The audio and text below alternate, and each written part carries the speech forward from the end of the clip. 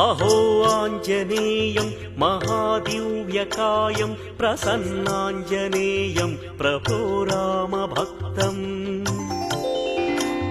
प्रसन्नाङ्गरागं प्रभाकाञ्चनाङ्गं सदा पाहि मां स्वामी श्रीरामदूतम् भजे वायुपुत्रं भजे सूर्यमित्रं भजे बालगात्रं भजे ब्रह्मतेजम्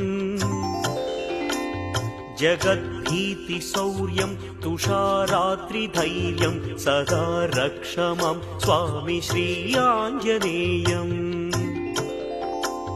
तृणीभूतहेतुं रणोद्यद्विभूतं भजे सन्ततं रामभूपालदासं महोग्रं मनोज्ञं महाकायकायं